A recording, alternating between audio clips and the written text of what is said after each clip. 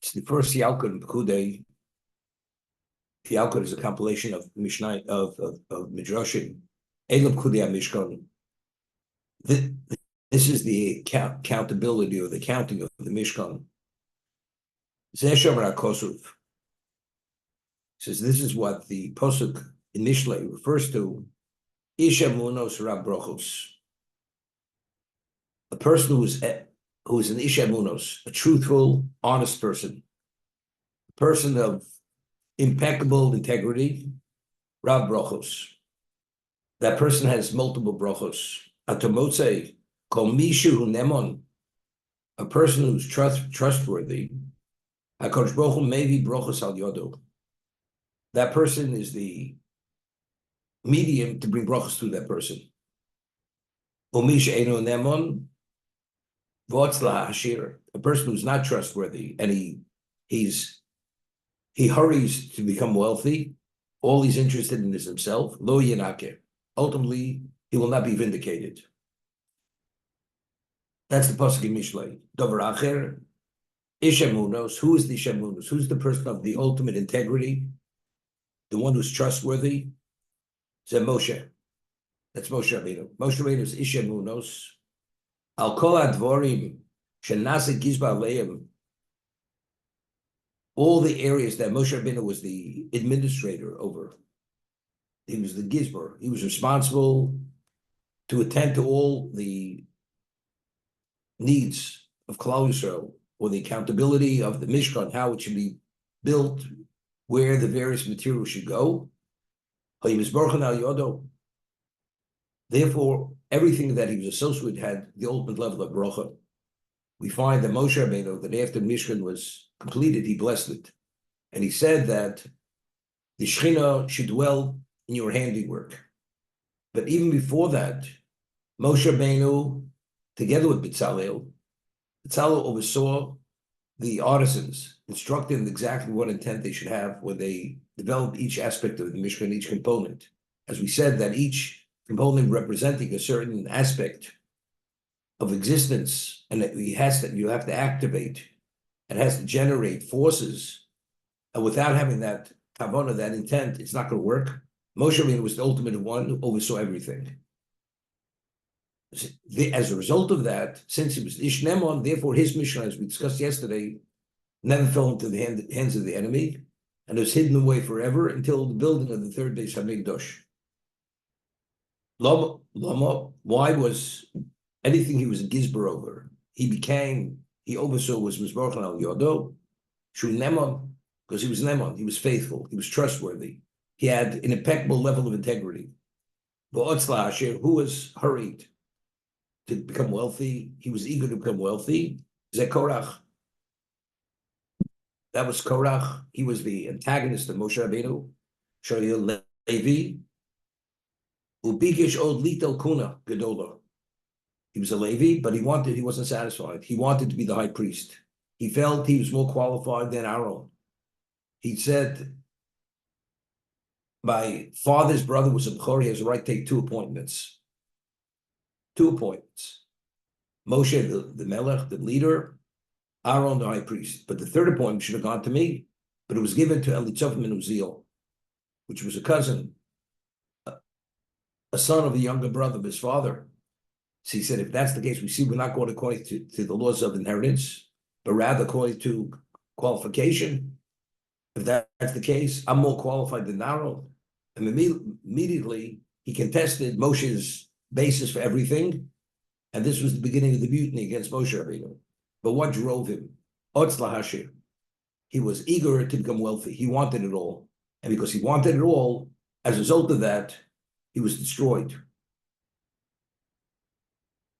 Dover Acher, Ish Emunas Rab Brochos, Ze Moshe. Shenase Gizbar Latzmo, he was the Gizbar, he was the overseer, he was the financial overseer of the Mishkan. Vava Pisha Hoyo, Gizbar Latzmo, Yakori Lacherim, Umachashim El Yideim. Very often, you go to a doctor and he gives you his opinion. You say, I want to seek out a second opinion. Very often he's very offended. You mean, I'm not sufficiently qualified to tell you exactly how to deal with the issue. If a doctor is offended, you understand, it's him and no one else, then you have to suspect maybe he's not the person. Moshe Rabbeinu, when he made the accountability, he could have said, look, he's the leader, he doesn't have to share anything with anyone, but yet he was Ish Emunos. He wanted that to show exactly that nothing that he was involved in, there was anything which he did for himself. He didn't siphon off any money for himself. Everything went exactly where it was meant to go. So that he shared it with others to show that he's above reproach, that shows he's an Ish Emunos. He's truly a trustworthy person, therefore Rab Brachos. As a result of that, bracha is generated through him. You know, it's interesting. We discussed many times that there's a mitzvah to emulate Hashem. You must emulate his attributes. Mahu Rachum, just as he's merciful, you should be merciful. As he's gracious, you should be gracious. In any way that we could emulate him, we're supposed to emulate him. And we explain what's the reason, because the more we reflect his characteristics, that's the basis for the relationship. The greater the commonality, the greater is the compatibility. So as a result of that, the more humble a person is, the greater relevance he has to Hashem. If there's less of you, that means your whole existence is for him. So there's less of a barrier between you and him. That's the concept. So Moshe Rabbeinu was Onav B'Kol Adam. He was the ultimate humble person. He was negated totally. There wasn't a trace of himself. Everything about himself was only for Hashem. Therefore, he was able to cleave at a level that nobody else was able to cleave to Moshe Rabbeinu, as Moshe Rabbeinu cleaved to Hashem. Now, Moshe Rabbeinu was referred to by Shlomo Melech as Ish Emunos. He's the man of trustworthy integrity, the ultimate. And it says a person's Ish Emunos, who's Nemon, brachos come through him. We once mentioned him in a Maral. Every time you take out a Sefer Torah, for Kriyas Torah, you say a quote apostle from the Torah, Atem advikim Hashem Elokechem, Chaim kulchem hayom. When you dovek, when you cleave to Hashem, Chaim kulchem hayom, you live continuously. There's a mitzvah botidbok. You should attach yourself to Hashem. So the Gemara asks a question of Psochim, and another location, if Hashem is fire, could you attach yourself to fire? It's not possible. So the Gemara answers, attach yourself to Hashem means through the Torah, that the Torah itself is what? Is called Vorikation Hashem. The Torah is a direct extension of Hashem. So when you attach yourself to the Torah, that's Ubot Tidbok. When you have relevance to Talmidei Chachamim, and you give them opportunities to provide financially for them, that's Ubot Tidbok. You're associating yourself with what? With the Talmud Chacham. You marry a Bas Talmud Chacham. That's Ubot Tidbok. How are you dovik? When you dovik to Hashem, when you cleave to Hashem, Chaim kol chamayim. So the Maral explains why is that. So he explains what is the basis for all existence, for all life, for anything. Hashem continuously willing that existence should be. So since Hashem is the Makor HaChaim, he's the source of all life, he's the source of all existence. So when you cleave to the source, there's no question, Chaim kol chamayim. As all existence exists because he wills that existence. So if you cleave to that source which wills that existence, it's Chaim Kul Chamayom. This is the Maral of Prague. Now, Moshe Rabbeinu, before he passes away, the last day of his life, he says, when he speaks about Hashem, he says, Ke'el Emuna ve'Novil. And he refers to Hashem over there as Nemon. Hashem is Nemon. Ke'el Emuna. That's how he describes Hashem. He's God of Emunah. He's the one of total integrity. There's no iniquity in his judgment. So what is Hashem's persona in regard to our existence? He's Emunah. He's Kel Emunah. So if he's Emunah and you're an Ish Nemon, what profile are you assuming? You're Ish Emunah. He's Kel Emunah, and now you're Nemon. Ish Emunah is Rab Baruchos. So with the Maral, so if you assume that persona of Emunah, just as Hashem is the Makor, is the source of all bracha, As a result of that, if you assume that profile of emunah, your nation emun, it's rab brachos. Automatically, bracha flows from you because you're attached to the source of the bracha. So it's the same concept as the Maral explained it. So who was the ultimate ish? Emunah, Moshe Rabbeinu. And how did he depict? How did he show he was ish emunah? The ish emunah was here that he gave an accountability for every aspect of the Mishkan, all the materials, exactly where every material went, and there wasn't a question that maybe he had actually had taken some of it for himself whatsoever.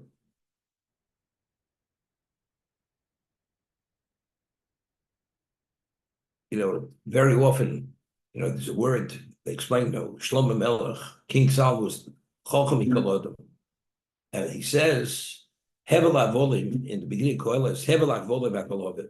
It's all vanity, it's all vain, and really it has no innate worth.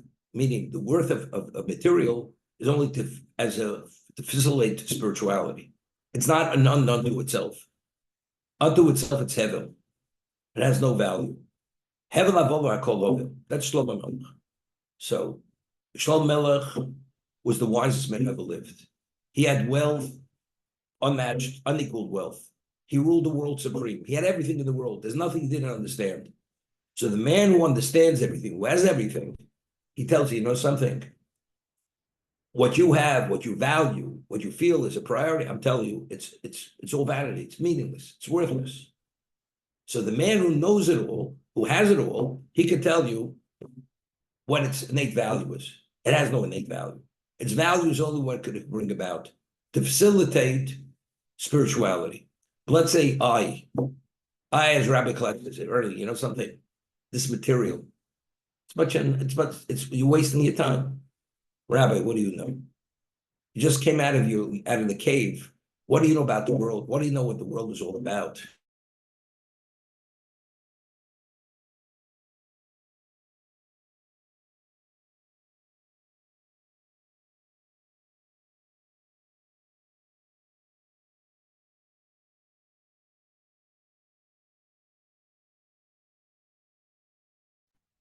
Am I the only one frozen here?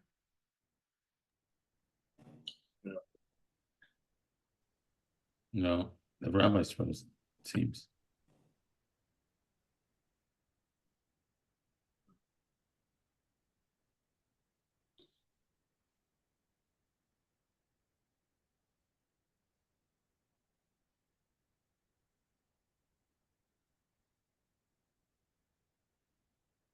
You're the host, Mark.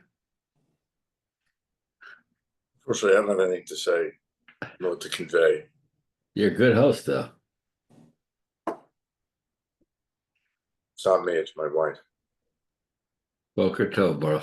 Boker Tov. Boker Tov. How are you guys doing? I've missed you. Yeah, it's been a while. Yeah, it's been a series of things that here and there. Whatever. Baruch Hashem. Where's the rabbi located?